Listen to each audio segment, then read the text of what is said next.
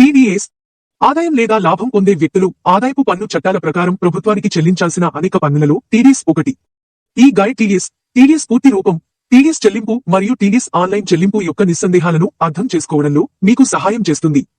TDS పూర్తి రూపం. TDS అనే సంక్షిప్త పదం మూలం వద్ద పన్ను తగ్గించబడింది.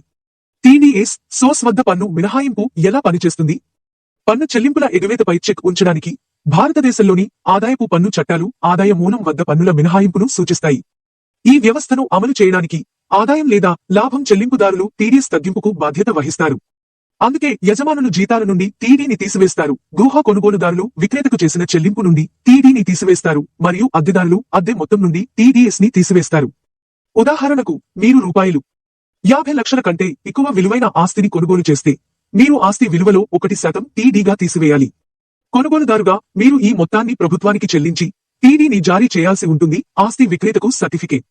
ఈ అన్ని సందర్భాలలో ఆదాయాన్ని స్వీకరించే వ్యక్తి, ఉద్యోగి, విక్రేత లేదా భూస్వామి చెల్లింపుదారు ద్వారా పన్ను మినహాయింపు తర్వాత ఆదాయాన్ని అందుకుంటారు. టీడీఎస్ మొత్తాన్ని తుది పన్ను బాధ్యతతో సర్దుబాటు చేయడానికి ను ఫైల్ చేసే సమయంలో స్వీకర్త తప్పనిసరిగా స్థూల ఆదాయాన్ని ప్రకటించాలి. ఎవరు టీడీఎస్ తీసివేస్తారు? చెల్లింపులు చేసేవారు చెల్లింపులు చేసే ముందు టీడీఎస్ తీసివేయవలసి ఉంటుందని ఆదాయపు పన్ను చట్టం పేర్కొంది, ఆదాయం లేదా లాభం పొందే వ్యక్తి కాదు. అందువల్ల టీడీఎస్ నిబంధనలు వర్తించే చెల్లింపులకు సంబంధించి చెల్లింపుదారు అతను చేసిన చెల్లింపులపై మూలం వద్ద పన్ను తీసివేయాలి మరియు ప్రభుత్వ క్రెడిట్ కు జమ చేయాలి. ఏ చెల్లింపులపై టీడీఎస్ తీసివేయబడుతుంది? ఆదాయపు పన్ను చట్టాల ప్రకారం జీతం, వడ్డీ, కమిషన్, బ్రోకరేజ్, ప్రొఫెషనల్ ఫీజులు, రాయల్టీ, కాంట్రాక్ట్ చెల్లింపులు వంటి అనేక చెల్లింపులపై టీడీఎస్ తీసివేయబడుతుంది. టీడీఎస్ తగ్గింపు థ్రెషోల్డ్. చెల్లింపులు నిర్దిష్ట థ్రెషోల్డ్ను అధిగమించినప్పుడు మాత్రమే టీడీఎస్ తీసివేయబడుతుంది. వివిధ విభాగాల కింద టీడీఎస్ కోసం థ్రెషోల్డ్ పరిమితి క్రింద పేర్కొనబడింది.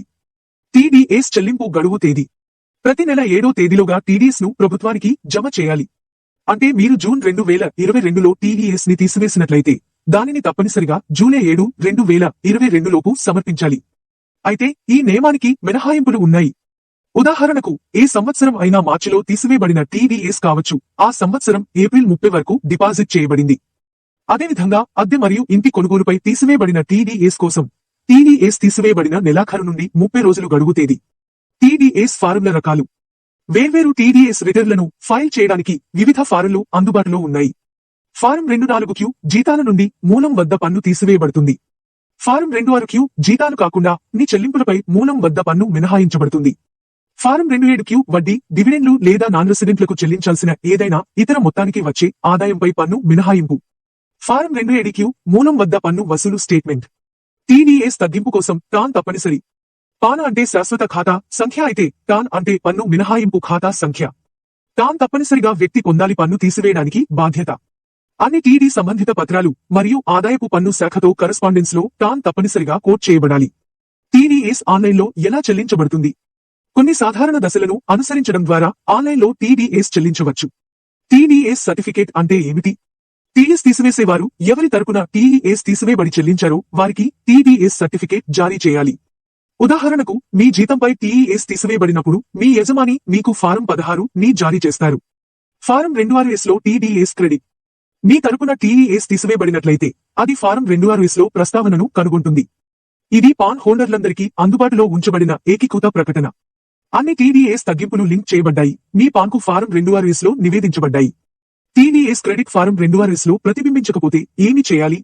ఫారం 26S లో టీడీఎస్ క్రెడిట్ ప్రతిబింబించకపోతే చెల్లింపుదారు టీడీఎస్ స్టేట్మెంట్ ను ఫైల్ చేయకపోవడం లేదా టీడీఎస్ స్టేట్మెంట్ లో తీసివేయబడిన వ్యక్తి యొక్క తప్పు పాన్ని కోడ్ చేయడం వల్ల కావచ్చు.